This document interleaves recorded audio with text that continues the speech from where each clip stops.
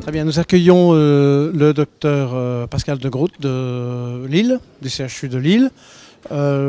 Présentez-nous un tout petit peu vos centres d'intérêt et en particulier, je crois que vous vous intéressez beaucoup à l'insuffisance cardiaque. Oui, effectivement, je m'occupe surtout de la prise en charge de l'insuffisance cardiaque chronique à fraction d'éjection altérée, plutôt stable, et pas un petit peu les décompenser, mais pas les insuffisances cardiaques aiguës graves ou les chocs cardiogéniques. Et puis, je m'occupe également d'une niche qui est l'hypertension artérielle pulmonaire. Est-ce que tout le monde sait que le traitement de l'insuffisance cardiaque, depuis quelques mois, a de nouvelles perspectives, a changé? Insuffisance cardiaque à fraction d'éjection altérée, pardon. Et donc, est-ce que tout ça, ça remet en cause tout ce qu'il y a pu y avoir avant, ou est-ce qu'on doit rappeler les grands classiques du traitement de l'insuffisance cardiaque? Alors, il faut garder toujours à l'esprit les grands classiques. Les recommandations sont là pour nous les rappeler. Donc à l'heure actuelle, il faut continuer à prescrire un régime sans sel ou pauvre en sel, bien que ce soit un petit peu discuté. On aura peut-être des données d'ici quelques années sur l'intérêt de faire un régime sans sel. Les diurétiques en cas de congestion à dose minimale. Et puis, pour le moment, les IEC, les bêta-bloquants à dose maximale tolérée. Et puis ensuite, si le patient reste symptomatique, les bloqueurs des récepteurs aux minéralocorticoïdes. Et après, si le patient garde encore des symptômes, il est en rythme sinusal et toujours rapide, au-dessus de 70 battements par minute, de l'ivabradine, sans oublier tout ce qui est dispositifs médicaux, avec le défibrillateur automatique implantable en prévention primaire lorsque la fraction d'éjection est inférieure à 35%, et bien sûr la resynchronisation en cas de bloc de branche gauche large. Donc ça, c'est vraiment la base de la prise en charge thérapeutique. On peut rajouter l'éducation thérapeutique, qui est extrêmement importante, du patient et de la famille, et puis la réadaptation cardiaque. Pour ceux qui adhèrent à la réadaptation cardiaque, ça peut faire des miracles, des améliorations fonctionnelles assez considérables, mais il faut que le patient suive le programme et continue ensuite, par la suite, à maintenir un niveau d'effort. Il y a beaucoup de patients qui n'adhèrent pas et chez lesquels on n'y arrive pas. Oui, malheureusement, oui. Ou alors qui adhèrent un certain temps et ensuite il y a un échappement. Donc il faut faire des piqûres de rappel. Ceux qui voient un bénéfice très important maintiennent leur effort, continuent la réadaptation et suivent les règles hygiéno-diététiques. Ensuite, il y a les événements intercurrents de la vie qui peuvent être responsables de relâchement de la part de certains patients. Donc il faut effectivement les suivre régulièrement pour pouvoir leur refaire une piqûre de rappel. L'étude Paradigme HF a un peu bouleversé, on a eu l'impression que ça allait bouleverser cette prise en charge. Vous nous rappelez qu'il y a quand même des fondamentaux qu'il ne faut pas oublier. Qu'est-ce qu'on peut dire aujourd'hui sur ce nouveau médicament qui est une association de médicaments ? Alors, l'étude Paradigme HF va peut-être effectivement bouleverser nos habitudes pratiques quotidiennes, puisque pour la première fois, on a un médicament qui est supérieur aux IEC. Donc, par le passé, les antagonistes des récepteurs de l'angiotensine ont tenté d'éjecter un peu les IEC, ils se sont cassés un peu les dents, puisque toutes les études ont montré une certaine neutralité. Pareil, les inhibiteurs de la rénine n'ont pas montré de supériorité.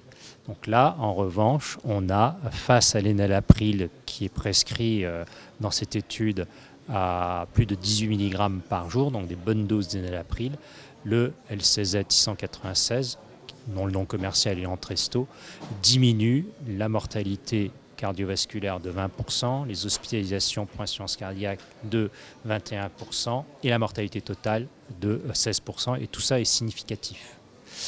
Donc ça risque effectivement de bouleverser un petit peu la prise en charge des patients, puisque les patients sous IEC ou ARA2 s'ils ne toléraient pas les IEC vont pouvoir bénéficier de cette molécule pour obtenir un gain supplémentaire en termes de morbimortalité. C'est-à-dire que ceux qui ne les ont pas encore, qui démarrent le traitement de la maladie, peuvent bénéficier en première intention, ou c'est simplement pour l'instant de la substitution ? Pour l'instant, c'est de la substitution, car l'étude voulait que ce soit de la substitution. Tous les patients devaient être traités par IEC bêta-bloquant avant de bénéficier de l'Entresto. Les patients des nouveaux, on n'en sait rien.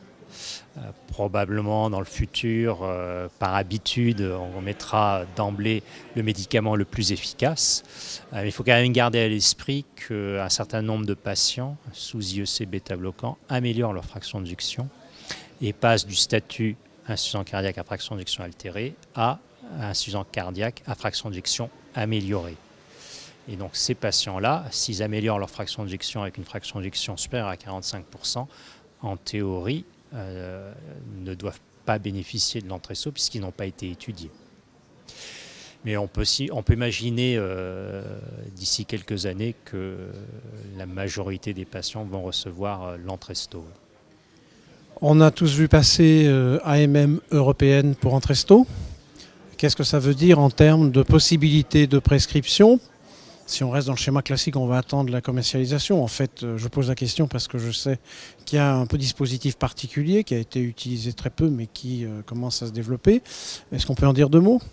Oui, à partir de début janvier 2016, on peut prescrire l'Entresto sur une ordonnance Bisone.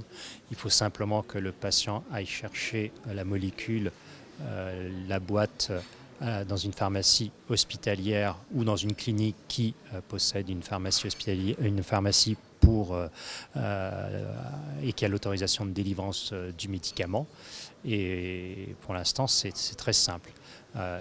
En principe, c'est réservé aux insuffisants cardiaques qui ont déjà un traitement par IEC bêta-bloquant et qui échappent un peu au traitement. Il y a un peu de flou, mais en gros, c'est tous les insuffisants cardiaques. Ça ne doit pas être difficile d'en trouver. Voilà, c'est effectivement tous les insuffisants cardiaques qui sont sous IEC bêta-bloquant peuvent bénéficier d'Entresto. Et pour ne pas le nommer, le dispositif, c'est l'autorisation temporaire d'utilisation. Oui, autorisation temporaire d'utilisation, ATU. Cette ATU avec d'autres médicaments supposait un suivi informatique, je pense au baclofène par exemple. Là, il y a une démonstration de l'efficacité du médicament dans cette indication. L'AMM est consommé, donc ça veut dire que c'est une prescription comme n'importe quel autre médicament, c'est bien ça ? Oui, tout à fait, oui. Il y a eu une phase d'ATU stricte où il y a eu un certain nombre un dossier administratif de suivi, voilà, un retour tous les mois pour vérifier la bonne tolérance du médicament. Là, on est passé à un article 1048 qui allège énormément la prescription de l'Entresto avec la disparition de toute la lourdeur administrative. Et dans votre centre, pour prendre un exemple, ou dans les centres spécialisés, on en est à quoi ? Une dizaine de patients pour l'instant ? Je dois en avoir un tout petit peu plus sous ATU. Et le nombre va augmenter maintenant que la prescription est beaucoup plus simple. C'est un médicament qui est relativement bien toléré, qui est effectivement un petit peu hypotenseur, donc il faut faire attention à la tension artérielle, et qui a la particularité, sur certains patients en tout cas, d'augmenter la diurèse. Donc il faut... N'étant peut-être pas complètement indépendant de l'autre ?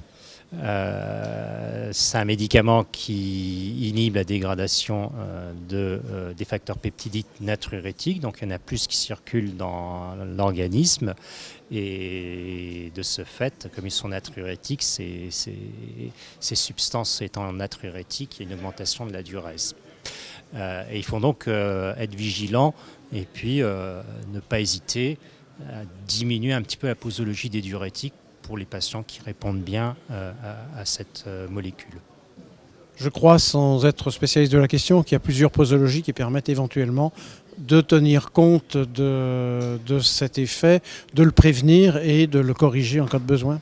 Alors il y a trois posologies, une posologie faible, une posologie intermédiaire et une posologie forte. En fait, la posologie de départ est la posologie intermédiaire. Ensuite, courant, ça vaut le coup de le rappeler. Ensuite, il faut augmenter à la dose maximale tolérée, qui est de 200 mg. Et si jamais il y a intolérance, on peut tenter de baisser à la posologie la plus faible. Mais il faut essayer de démarrer avec la posologie intermédiaire.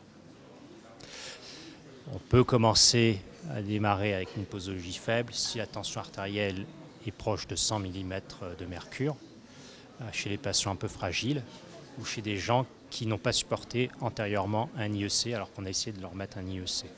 C'est ce à quoi je voulais faire allusion. Mais ça fait c'est une minorité de patients chez qui on devra commencer à une faible posologie. Docteur De Groot, il me reste à vous remercier pour toutes ces informations très d'actualité, on va dire. Et puis le mot de la fin, peut-être. Il faut absolument que les patients soient pris en charge selon les recommandations et essayer, ce qui est une problématique générale dans tous les pays occidentaux, de donner les doses vraiment maximales tolérées qui ont été étudiées dans les différents essais cliniques et ne pas se contenter uniquement de prescrire un médicament à la posologie la plus faible. Et toujours pour l'instant dans l'insuffisance cardiaque avec fonction VG altérée. Merci. Merci beaucoup. Je vous en prie.